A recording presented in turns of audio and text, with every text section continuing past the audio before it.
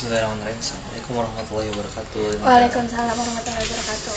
Halo semuanya, selamat siang. Selamat siang menjelang sore di Bisa Bincang Sejiwa, podcast yang akan kita jalani pada sore kali ini. Pada episode kali ini, aku akan membahas sebuah puisi yang cukup dalam dan ada maknanya nih. Puisi ini berjudul Restu untuk Asmara, karya Swastamita Lestari. Nah, sedikit tentang penulisnya, si Swastamita Lestari ini yang ada di depan saya. Saya akan menjelaskan beliau merupakan seorang mahasiswi aktif bahasa dan sastra Arab di UIN Sunan Gunung Jati Bandung. Sekarang beliau duduk di bangku semester 6 ya Teh ya? Iya, betul. Atau bisa disebut sebagai mahasiswa semester akhir lah. Beliau aktif di beberapa organisasi kampus dan juga beliau sudah memiliki beberapa hasil karya, termasuk puisi yang akan kita bahas kali ini. Sekilas puisi ini ngebahas tentang perasaan ya, Betul. harapan sekaligus batasan dalam sebuah hubungan yang mungkin tidak dimiliki sepenuhnya. Sebelum kita masuk ke lebih dalam, aku pengen tanya dulu nih, pernah gak sih kalian jatuh cinta gitu asik sama seseorang, tapi dari awal kalian sudah tahu bahwa hubungan itu tidak akan pernah terjadi gitu kan? Nah, puisi ini mungkin akan ngebahas atau membedah semua tentang hal itu gitu. Oke, di sini kita udah berhadapan langsung dengan Teh Swastamita Lestari ya. Oke. Sang penulis. Halo Kak. Hai. Hai teman-teman. Oke, kenalin. Mungkin teman-teman buat yang belum tahu ya, nama Swastamita Lestari itu adalah nama pen aku. Nama asli aku itu Betari Raras Pramesti. Nah, kenapa Swastamita Lestari? Karena Swastamita itu diambil dari bahasa Sanskerta yang artinya itu senja kayak gitu. Kenapa senja ya? Karena aku suka banget sama yang namanya senja kayak gitu. Karena senja itu ngajarin aku indah itu nggak selamanya bisa selamanya ya, pasti juga bakalan bakalan menghilang kayak gitu. Nah, sebelumnya juga terima kasih ya kepada moderator dan juga panitia gitu, karena memberikan kesempatan kayak gitu. Karena waktu itu ya sebenarnya aku juga pernah di posisinya di Raska ya sebagai moderator, dan sekarang aku dikasih kesempatan untuk menjadi narasumber kayak gitu. Nah, buat yang belum tahu juga teman-teman, alhamdulillah aku punya 4 buku, 3 buku antologi, 1 buku antologi cerpen, juga 2 buku antologi puisi, sama 1 lagi itu karya aku sendiri. Bukunya itu isinya tentang quotes kayak gitu, quotes bergambar, dan juga ada puisinya gitu. Alhamdulillah ya, meskipun duduk di semester 6 akhir di UIN gitu, aku alhamdulillahnya bisa ngasilin dari karya aku sendiri kayak gitu. Mungkin itu ya perkenalan dari aku. Terima kasih ya atas perkenalannya. Mungkin boleh banget nih Kak Tari, boleh saya panggil Kak Tari ya, Oke. bacain puisinya ke penonton agar penonton tahu apa sih seperti apa bentukan puisi dan bagaimana kita bakal membedahnya nanti gitu. Boleh? Oke, aku izin bacain ya teman-teman. Judul puisinya itu Restu untuk Asmara. Tuan, aku menaruh asmara pada hepar mungilku. Bermimpi akan memilikimu di lain waktu. Di kehidupan selanjutnya selalu di sisimu. Walau aku tak tahu apa pantas merestui asmaraku. Tuan, aku mengingat semua aksaramu yang tertulis secara lisan di suatu waktu yang kudengar dengan utuh, bahwa kamu sedang berusaha. Kau bilang jangan terlalu cinta, nanti timbul kebencian. Jangan juga terlalu dekat, karena kau dan aku memiliki hawa nafsu. Kau bertanya dalam pesan suara, bisakah kita seperti matahari dan bumi? Bodohnya aku tak paham dengan kalimat sejelas itu. Kalimat sekejam itu yang mengiris hepar mungil dengan lembut.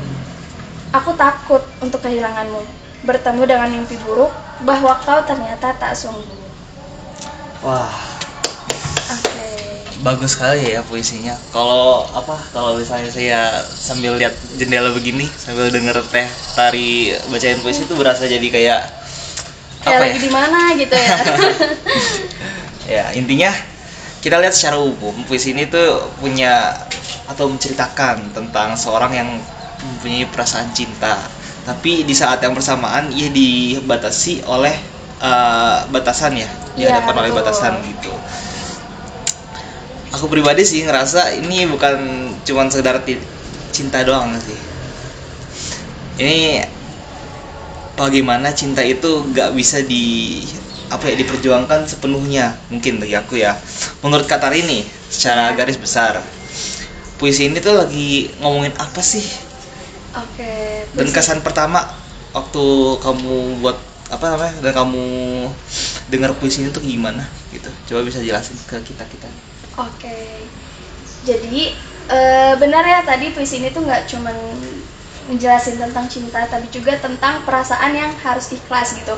Mungkin teman-teman pernah dengar atau moderator pernah dengar bahwa perasaan itu gak harus dimiliki kayak gitu. Nah ini juga kejadian di aku sampai akhirnya aku membuat puisi ini gitu. Ketika aku merasakan perasaan yang biasa dimiliki oleh orang-orang ya, perasaan jatuh cinta gitu. Cuman ternyata perasaan aku ini tuh nggak bisa direalisasiin kayak gitu. Kita nggak bisa bersama-sama sampai akhirnya perasaan itu cuman singgah kayak gitu, dan singgahnya juga cuman bentar banget kayak gitu. Wah, itu mungkin perasaan yang dimiliki setiap insan guys. Iya betul. Kalau boleh curhat, saya pun punya. Iya benar. Karena ini sih sebenarnya kan gini, setiap karakteristik setiap karya sastra itu kan pasti punya karakteristik ya, betul? Iya betul. Betul. Nah kalau puisi aku yang biasa aku tulis itu tuh aku lebih suka pakai bahasa-bahasa asing kayak bahasa Sanskerta, bahasa Yunani gitu. Makanya di situ banyak kata-kata yang mungkin terdengar asing kayak gitu. Nah itu tuh sebenarnya karakteristik dari puisi aku, karena sebenarnya aku tuh curhat teman-teman. Sebenarnya aku curhat, cuman aku nggak mau orang-orang tuh tahu kalau aku curhat kayak gitu. Wah, dalam ya. Iya. Iya. Mungkin langsung ke makna umum nih. Kalau kita perhatiin lagi, dalam di sini ada hubungan antara aku dan Tuan yang menurutku itu cukup unik ya. Oke. Kayaknya kata aku ini punya perasaan yang dalam, tapi si Tuan ini justru memberikan batasan-batasan, benar gak nih? Nah, terus juga ada kalimat yang aku highlight gini isinya. Jangan terlalu cinta, nanti timbul kebencian. Ini menarik banget sih menurut aku, karena seolah-olah dari awal kita udah di warning buat ada pemberitahuan gitu, buat jangan terlalu cinta, nanti timbul kebencian. Menurut Kak Tari nih, itu hubungannya seperti apa sih? Apakah ini cinta yang dipendam atau justru cinta yang emang sengaja dibatasi aja gitu? Oke, jadi cinta di sini tuh teman-teman cinta yang dibatasi, benar gitu, bukan cinta yang dipendam. Karena sebagaimana ini nih, jangan terlalu dekat, nanti timbul kebencian. Kadang kita kalau misalnya terlalu dekat nih sama orang, pasti kan ada aja rasa kayak jengkel kayak gitu ya mungkin. Ataupun tadi tuh apa? Ilfil? Enggak ilfil. Bentar ya, ini aku lupa. Nah, jangan juga terlalu dekat, karena kau dan aku memiliki hawa nafsu kayak gitu. Nah, terus juga tadi nanya aku dan Tuan ya. Iya. Nah, aku ini diibaratkan seperti tokoh utamanya yang sedang jatuh cinta kepada Tuan itu sebagai seorang laki-laki yang diagung-agungkan oleh si aku ini, kayak gitu tokohnya, si tokoh aku ini. Nah, kenapa pakai Tuan? Kenapa nggak pakai bahasa lain? Karena Tuan itu menurut si tokoh ini, menurut aku sih sebenarnya ya, ini tuh kayak pengagungan kepada sosok yang dia cintai kayak gitu. Jadi makanya kenapa aku dan Tuan begitu. Berarti kalau misalnya saya aku terlalu cinta gitu, nanti malah yang ada aku membenci dia gitu. Iya, itu kata si tuan ini kayak gitu, karena di situ disebut yang ku dengar dengan utuh bahwa kamu sedang berusaha. Kau bilang jangan terlalu cinta, nanti timbul kebencian kayak gitu. Nah, jadi kalau misalnya gini, mungkin teman-teman selalu pernah dengar ya, teman-teman pernah dengar atau moderator juga sering dengar kalau misalnya ketika kita hidup itu kita seperti roda yang berputar, kadang di atas, kadang di bawah, begitupun perasaan kita. Nah, kadang kita merasa cinta nih, merasa sayang, kadang kita juga merasa benci, seperti itu. Wah, menarik. Lanjut ya, ada diksi menarik lagi nih. Oke. Aku menaruh asmara pada hepar mungilku. Yang aku pengen tanyain ke Teh Tari ini, kenapa Teh Tari lebih memilih menggunakan hepar, bukan kata hati aja yang lebih simpel gitu? Oke. Mungkin bisa ada penjelasannya. Oke, nah teman-teman, seperti yang aku bilang tadi ya, kalau misalnya aku tuh lebih suka pakai bahasa-bahasa asing. Nah, hepar ini tuh diambil dari bahasa Yunani, atau istilahnya bahasa medis juga dipakai hepar kayak gitu. Kenapa bukan hati? Karena aku nggak mau orang-orang tuh tahu langsung gitu. Jadi aku pengen pembaca yang baca puisi aku tuh bukan sekedar baca kayak gitu, tapi dia tahu juga maknanya kayak gitu. Nah, asmara pada hepar mungilku gitu. Karena kalau misalnya hati itu kan udah biasa ya, udah pasaran lah. Nah, kalau misalnya hepar tuh biasanya maknanya lebih dalam kayak gitu, dan juga gak semua orang tahu. Jadi orang tuh harus nyari tahu dulu kan. Iya, harus analisis dulu mungkin. Iya, betul kayak gitu. Untuk mengerti makna puisinya. Berarti menurut Teh Tari memberi efek apa nih ke penulisnya? Ke penulisnya? Pembaca. Oh, ke pembacanya. Kalau misalnya ke pembacanya pasti ngerasanya puisi ini tuh lebih dalam kayak gitu. Karena dia nggak pakai bahasa yang pasaran. Jadi pakai bahasa yang ya kayak tadi gitu ya. Karena itu lebih memberikan kayak, oh ini puisinya dalam kayak gitu. Selain itu juga jadi ngaruh. Asmaranya tuh dalam kayak gitu. Makanya kenapa ditaruhnya pakainya hepar kayak gitu. Gitu sih. Ada lagi nih bagian yang mungkin menarik ya guys, tentang bisakah kita seperti matahari dan bumi. Oke. Kalau dipikir-pikir lagi nih Teh Tari, matahari dan bumi itu kan selalu, ya jelas selalu ada ya, tapi nggak pernah benar-benar bersatu gitu. Iya. Menurut Kak Tari, matahari dan bumi ini tuh di puisi ini ya menunjukkan apa gitu? Jarakkah, batasankah, atau emang hubungan yang itu nggak mungkin terjadi atau mustahil buat terjadi? Oke, sebagaimana yang kita tahu ya, bumi dan matahari itu kan jaraknya ya selalu jauh gitu. Jadi di puisi ini tuh dimaknai sebagai jarak kayak gitu. Bisa nggak ya, waktu itu dia tuh bilang, bisa nggak ya kita tuh bagaikan bumi dan matahari gitu, yang jaraknya tuh jauh tapi selalu ada gitu. Cuman menurut aku sendiri teman-teman, mereka tuh selalu ada benar, tapi gak pernah bisa bersatu gitu. Makanya di bait terakhir di sini aku sempat nyinggung diksinya itu, aku takut untuk kehilanganmu, bertemu dengan mimpi buruk, bahwa kau ternyata tak sungguh. Nah, itu tuh sebenarnya kayak lebih ke sarkas kayak gitu. Jadi ya kita tuh emang gak bakalan bisa bersama-sama kayak gitu, dan kamu tuh emang gak pernah sungguh kayak gitu. Jadi itu tuh sarkas aja gitu. Buat aku itu tuh kayak mimpi buruk kayak gitu. Jadi bumi dan matahari di sini ya sebagai jarak kayak gitu, jarak yang gak akan pernah bisa bersatu gitu, meskipun mereka ada nih gitu. Ini analogi ya? Iya betul, analogi. Kalau aku perhatiin ya, ada satu lagi kalimat setajam itu yang mengiris hepar dengan lembut. Itu menurut aku aneh ya. Tajam, cuma kok bisa gitu? Cuma lembut gitu. Iya. Menurut Kak Tari lagi deh, perasaan ini tuh sebenarnya bisa digambarin seperti apa sih tentang puisi ini? Oke, jadi tentang puisi ini kalimat setajam itu yang mengiris hepar dengan lembut ya. Tuh. Nih, coba teman-teman atau coba moderator bayangin deh ketika mungkin kalian jatuh cinta sama seseorang. Kadang kalau misalnya kita jatuh cinta kan ada perasaan ingin memiliki ya, kayak kita pengen nih sama dia kayak gitu. Tuh.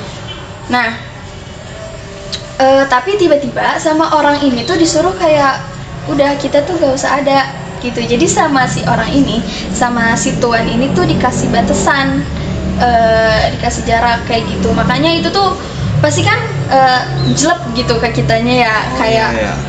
sakit gitu maksudnya. Tapi kalimat itu tuh nggak apa ya, nggak setajam kayak nggak kelihatan gitu tajamnya tuh, jadi kena hati kayak gitu, jadi mengirisnya tuh pelan-pelan. Nah makanya dia di situnya kalimat setajam itu yang mengiris hepar dengan lembut, karena dia nggak langsung sakit banget kan, kayak nggak langsung kayak apa ya, kalau misalnya kita kena pisau pasti kan langsung tajam ya, kayak langsung sakit banget. Nah kalau ini tuh sakitnya tuh kayak diiris-iris gitu, kayak apa ya, berkali-kali lipat. Wah, pelan-pelan gitu. Iya, jadi dengan lembut di sini tuh kayak apa ya? Iya, kayak pelan-pelan gitu. Tetap si pisaunya tuh tetap tajam, tapi dia pelan-pelan kayak gitu. Mungkin Kita lihat kejawab dari gak? sisi emosional ya. Iya. Kata aku di sini ini sepertinya kayak sadar akan hal tersebut ya. Cuman dia mungkin lebih tetap memilih bertahan. Ada rasa takut kehilangan, tapi juga ada keraguan. Itulah Betul. orang-orang seperti kita yang sedang jatuh cinta Betul. dengan ketidakpastian. Betul. Menurut kata ini bentuk cinta yang sehat gak sih? Kalau misalnya dibilang sehat sih, kalau cinta yang sehat itu kan kayak ada feedback ya, timbal balik kayak Tuh. gitu, cinta yang sehat. Nah, cuman kalau misalnya dilihat dari puisi ini, karena apa ya, gak ada timbal baliknya, jadi lebih condongnya tuh si akunya, karena akunya pengen bareng-bareng nih, tapi si tokoh tuan ini ya dia ngasih batasan kayak gitu kan. Jadinya ya kalau dibilang sehat atau enggak, menurut aku kurang sehat kayak gitu. Sih. Tapi ngelihat tuan ini yang punya batasan, kira-kira apa yang membatasi tuan ini terhadap cinta yang misalnya aku berikan gitu kan ya? Oke. Kayak Tari berikan gitu. Kalau itu kayaknya lebih masuk ke persona. Sebenarnya ada, cuman mungkin lebih ke faktor eksternalnya dia, atau mungkin di diri dia sendiri ya, kita nggak tahu ya. Kita nggak apa ya, bukan si tuan ini gitu, jadi gitu sih mungkin ya. Yang penting kata aku ini di puisi ini udah menjelaskan bahwa si tuan ini telah memberikan batasan kepada kita, sehingga kita tuh merasa tersakiti. Iya, tersakiti Dan karena akhirlah kita puisi ini. Betul. Iya. Soalnya iya teman-teman, karena benar seperti yang tadi aku bilang di awal, kalau misalnya cinta itu nggak selamanya bisa dimiliki kayak gitu.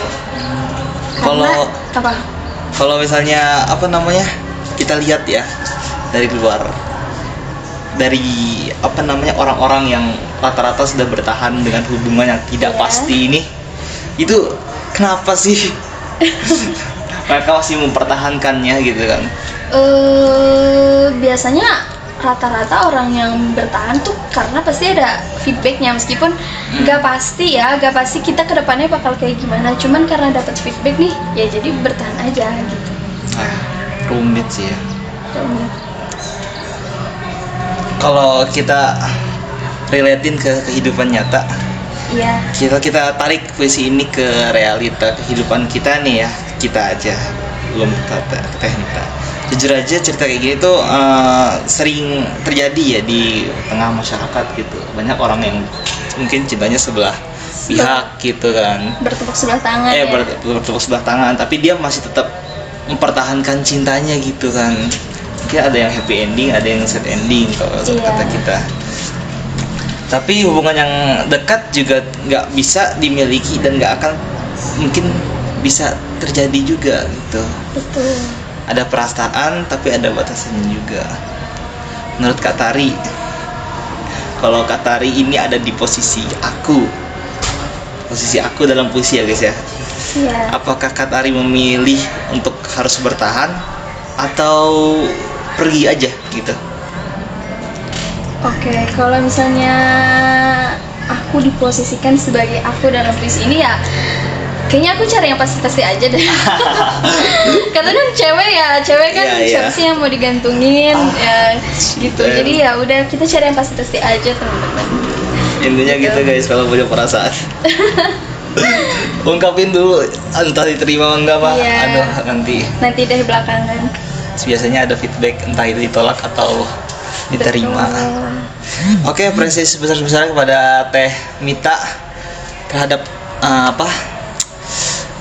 bedahan puisi dari sang penulisnya langsung. Dari semua pembahasan ini kita bisa lihat bahwa puisi ini bukan cuma sekedar soal cinta, tapi juga tentang bagaimana memahami batasan, bagaimana kita juga menerima kenyataan, dan mungkin kita juga bisa belajar melepaskan seperti itu. Betul. Belajar mengikhlaskan bahwa semuanya tidak bisa dimiliki ya. Iya. Terakhir Kak Tari, kalau misalnya kita simpulkan dalam satu kalimat, pelajaran apa sih yang bisa kita ambil dari puisi ini? Silahkan. Pelajaran yang bisa diambil dari puisi ini, menurut aku teman-teman, pelajarannya tuh kita bisa ngambil bahwa kita itu jangan berlebihan dalam mencintai gitu. Karena kita gak ada yang tahu nih perasaan orang lain, apakah sama kayak kita atau enggak kayak gitu. Ya jadi sewajarnya aja gitu. Dan juga puisi ini tuh ngajarin kita juga bahwa bagaimana cara kita untuk mengikhlaskan, melepaskan dan merelakan sesuatu yang kita cintai kayak gitu. Mungkin teman-teman juga pernah dengar ya, kayak yang namanya tuh yang kita cintai belum tentu yang baik gitu, sedangkan yang yang kurang baik siapa tahu itu yang terbaik gitu. Ya itu pokoknya kayak gitu teman-teman, aku lupa detailnya, cuman itu seperti itu, intinya seperti itu. Podcast ini hanya untuk kaum jomblo yang tersakiti. Enggak bercanda. Terima kasih ya Teh Mita terhadap kehadiran dan kesempatan untuk menjelaskan isi puisinya. Terima kasih juga yang pada penonton yang telah menyimak isi pikiran hasil karya pikiran dari Teh Mita. Semoga bisa memberikan inspirasi dan perspektif baru bagi orang-orang yang punya perasaan atau orang-orang yang baru mengenal perasaan cinta yang mungkin selama ini agak sulit untuk diungkapin. Iya. Baik, terima kasih Teh Mita. Assalamualaikum warahmatullahi wabarakatuh. Waalaikumsalam warahmatullahi wabarakatuh. Terima kasih teman-teman. Jumpa di episode selanjutnya guys ya. Dah.